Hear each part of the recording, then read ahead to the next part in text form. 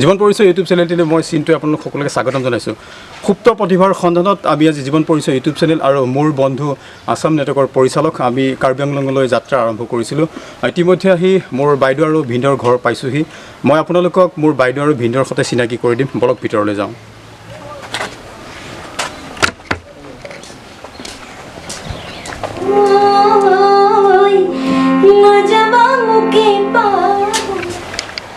জীৱন পৰিচয় ইউটিউব চেনেলৰ পৰিয়াল মই কৈছিলোঁ যে বাটতে কৈছিলোঁ যে বাইদেউ আৰু ভিনদেউ আমাক আদৰিবলৈ আছে, লগতে দেউতাও লৈ আছে।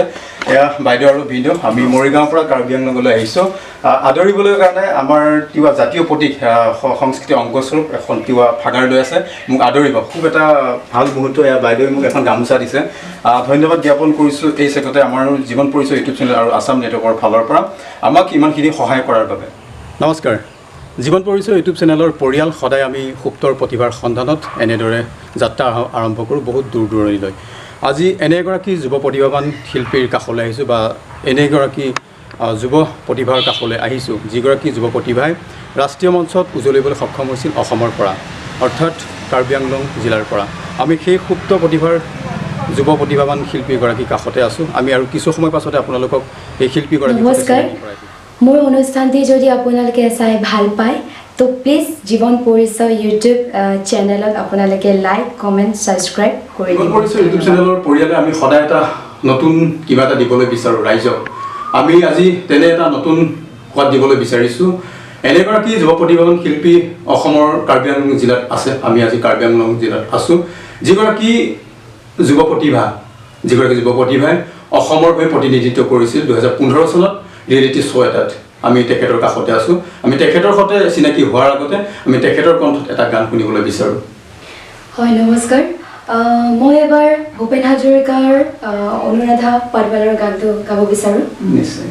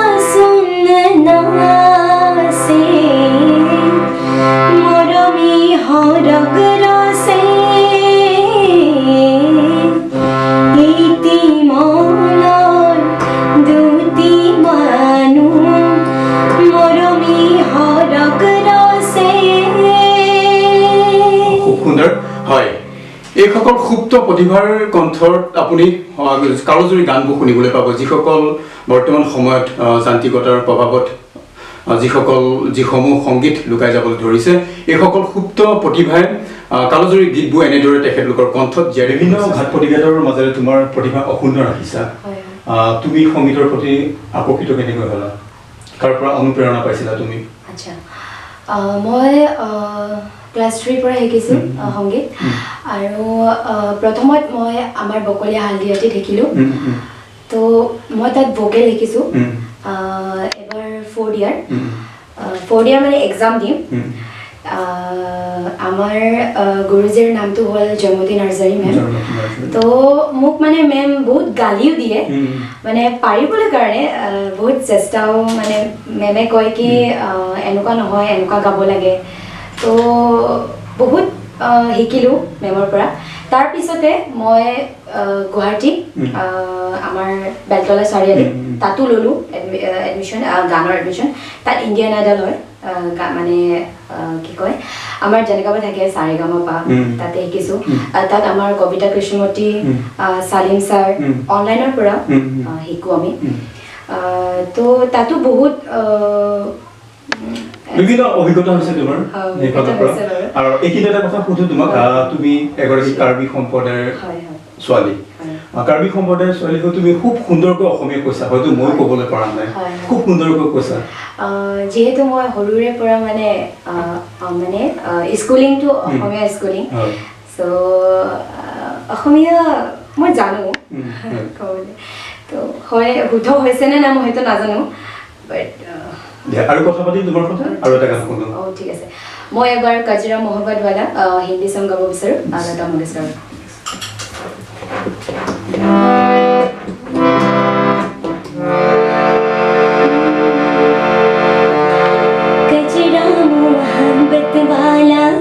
अखियों में ऐसा डाला कजरे ने ले ली मेरी जान हाय रे मैं तेरे कुर्बान दुनिया है मेरे पीछे लेकिन मैं तेरे पीछे अपना बना ले मेरी जान हाय रे मैं तेरी कुर्बान कजरा मोहब्बत वाला अखियों में ऐसा डाला कजरे ने ले ली मेरी जान हाय रे मैं तेरी कुर्बान এই সকল হৈছে বিভিন্ন ঘাট প্ৰতিঘাতৰ মাজেৰে নিজৰ প্ৰতিভা অক্ষুণ্ণ ৰাখিবলৈ অহৰহ চেষ্টা কৰি থকা সুপ্ত যিসকল সুপ্তক মই আজি আপোনালোকক চিনাকি কৰাই দিছোঁ কাৰ্বি আংলং জিলা অতি এখন ভিতৰুৱা অঞ্চল বুলি ক'লেও ভুল কোৱা নহ'ব এইবোৰ ভিতৰুৱা অঞ্চলতে থাকে বহুতো প্ৰতিভা লুকায় যিসমূহ প্ৰতিভা হয়তো মই বা আপুনি চিনি নাপায় সেইসমূহ প্ৰতিভাক আমি আমাৰ জীৱন পৰিচয় ইউটিউব চেনেলৰ পৰিয়ালৰ সহজ কথা আপোনালোকক সদায় দেখাই যাবলৈ চেষ্টা কৰিম কেৱল লাগিব আপোনালোকৰ 15 চনত ৰাষ্ট্ৰীয় মঞ্চত উজলি উঠিছিলা তাত গৈ প্ৰথমতে তোমাৰ অভিজ্ঞতাটো কেনে ধৰণৰ হৈছে তুমি তাত গৈ কাক লগ পাইছিলা কেনে ধৰণে আছিলা যেহেতু তুমি ফাৰ্ষ্ট টাইম গৈছিলা তাত ফাৰ্ষ্ট টাইম গৈছিলা বিভিন্ন কিছুমান সমস্যা আহে নতুন এটা ঠাই বেলেগ মানুহ বেলেগ এটা পৰিৱেশ তাত গৈ পেলাই তুমি কেনে ধৰণৰ সমস্যাৰ সন্মুখীন হৈছিলা আৰু তাত থাকি কেনেকুৱা লাগিল আৰু তাত কি কাক লগ পাইছিলা প্ৰথমত অডিশ্যনটো হ'ল গুৱাহাটীত তাৰপিছত মই 4 ৰাউণ্ড আছিলে তাৰপিছতে মোক মানে লগে লগে মই মানে চিলেক্ট হ'লোঁ তো মোক লগে লগে মুম্বাইৰ পৰা কল আহিলে तो मैं बोले कि ज्योतिका अब सेलेक्ट हो गई हो अभी तुमको मुंबई आना पड़ेगा एनुका बोले तो मैं कैसो अच्छा ठीक है तो मामी बाबा तक मैंने तेतिया मैंने एकदम पैसा नाছিলে तो मोर डाঙৰ मामा ডিফুত থাকে তো ডাঙৰ মামা কল কৰিলো ডাঙৰ মামা মানে বেংকত মানে পইচা মানে ভৰাই দিলে তাৰ পিছতে আমি মানে ইহঁতে আকৌ ফোন কৰিলে জ্যোতিকা তুমি আবি কাও তো আমি কলো আমি এতিয়া ট্ৰেইন ষ্টেচনত আছো তো ইহঁতে ক'লে কি বাহিৰা বস্তু নাখাবা হেনকা ক'লে তাৰপিছতে তাৰপিছত মুম্বাই পালো গৰেগাঁৱত মুম্বাই ষ্টেচনত গৰেগাঁৱত আমি 12টা বজাত পাইছো ৰাতি তাৰ পিছতে তাত আমিতো কাকো চিনি নাপাওঁ তাতে নতুন নতুন গৈছো যেতিয়া তো মানে ৰাতি তাতে থাকিলো ট্ৰেইন ষ্টেচনতে থাকিলো তো তাৰ পিছতে মৰ্নিং মামি পাপাহঁত মানে হোটেল বিচাৰিলে তো পালো আমি একচুৱেলি হোটেল পালো তাৰ পিছতে নতুন নতুন যিহেতু ইহঁতেও ক'লে आप लोग कहाँ से आए हो तो আমিও ক'লো কাৰ্বি আংলং से এনেকুৱা ক'লো তো ইহঁতে মানে আমাক বহুত ৰেসপেক্ট কৰিছে তাৰ পিছতে কল আহিলে ক'লে কি অডিশ্যন আছে এতিয়া আমি গ'লো পালো কি ফাৰ্ষ্ট অফ অল মই পাহৰি গৈছো বাৰু যেতিয়া মই মানে বহুত সৰু আছিলোঁ মই ক্লাছ 5 পঢ়ি আছিলোঁ হয় ক্লাছ 5 পঢ়ি আছিলোঁ তাৰ পিছতে ফাৰ্ষ্ট অফ অল জাজ আছিলে সালমালি মেম আৰু সালিম মাৰ্চাৰ ছাৰ তাৰপিছতে বিশাল শেখৰ আছিলে এই তিনিজনে আছিলে জাজ তো মই গান তোহে সাৱৰিয়া গানটো গাইছিলোঁ বহুত গানে গালোঁ তাৰপিছতে মোক জাজেণ্টে ক'লে কি মই জাজেছ ৰাউণ্ডলৈকে গ'লোঁ চিলেক্ট হ'লোঁ জাজেণ্টেও কৈছে মানে মই মানে এই ঘৰৰ পৰা মাফলা চাফলা লৈ গৈছিলোঁ ট্ৰেডিশ্যনেল ড্ৰেছ দিছিলোঁ তাৰপিছতে ইহঁতে খুবেই ভাল পালে সালমালি মেমে মোক ক'লে কি জ্যোতিকা अभी तुमको पहनाना पड़ेगा তো ময়ো পিন্ধালোঁ তো মোক খুবেই বহুত ভাল লাগিছে আৰু মই যি বস্তু নাজানো সেই বস্তু মই শিকিবলৈ পাইছোঁ বহুত সৌভাগ্যৰ কথা আৰু মই আৰু কথা পাতিম তোমাৰ লগত এই আমি আৰু এটা গান শুনিবলৈ বিচাৰোঁ তোমাৰ কণ্ঠ আচ্ছা ঠিক আছে দিয়ক মই শুনাম মই এবাৰ জ্যোতিপ্ৰসাদ আগৰৱালাৰ গানটো শুনিব বিচাৰিছোঁ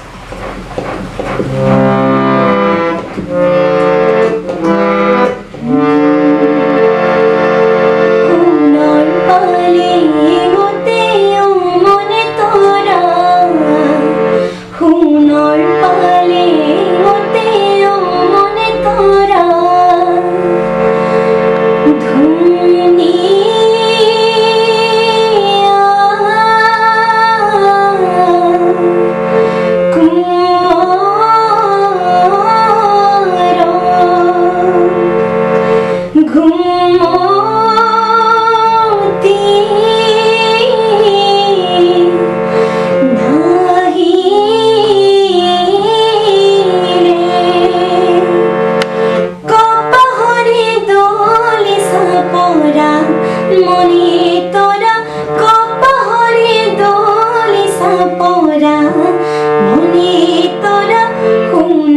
পালে মতে মনে তৰা সোণৰ পালে মতে মনে তৰা কণ্ঠ শুনি হয়তো আপোনালোকে অনুমান কৰিব পাৰিছে এইসকল সুপ্ত শিল্পী প্ৰতিভাৰ অনন্য যিসকল সুপ্তক আমি সদায় আমাৰ চেনেলৰ জৰিয়তে আপোনালোকক দেখাই যাম বাকীখিনি আপোনালোকে কৰিব এইসকল সুপ্ত প্ৰতিভাক অনুষ্ঠান আয়োজন কৰিলে আমি এইসকল সুপ্ত প্ৰতিভাক অনুষ্ঠান পৰিৱেশন কৰিবলৈ অকণমান সময় মৰিয়া কৰি তোমাৰ পৰিচয়টো ল'ম কিন্তু তাৰ আগতে আমি একে শেষত তোমাৰ পৰা আৰু এটা গান শুনিবলৈ বিচাৰোঁ আচ্ছা ঠিক আছে মই এবাৰ অনিমা চৌধুৰী গীতটি গাব বিচাৰোঁ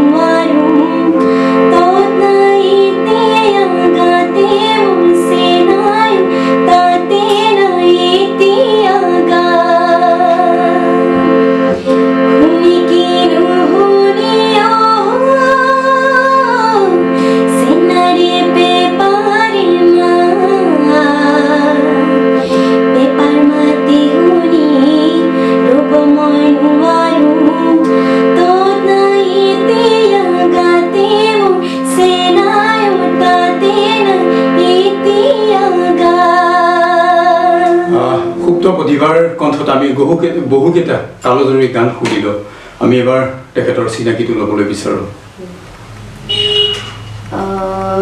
ঘৰত মা দেউতা আৰু দাদা আছে আৰু মই সবচে সৰু ফাৰ্ষ্ট অফ অল মা নাম জয়মতী ইণ্টিপি আৰু দেউতাৰ নাম ৰামসিং ক্ৰ আৰু দাদাৰ নাম অমৃত ক্ৰ আৰু মোৰ নাম জ্যোতিকা ক্ৰপি সেইগৰাকী যিগৰাকী জ্যোতিকা ক্ৰপি ৰাষ্ট্ৰীয় মঞ্চত জিলিকি উঠিছিল 2015 চনত আমি তেখেতৰ কণ্ঠত বহুকেইটা কালজয়ী গান শুনিলোঁ আমি অনুষ্ঠানৰ পৰা বিদায়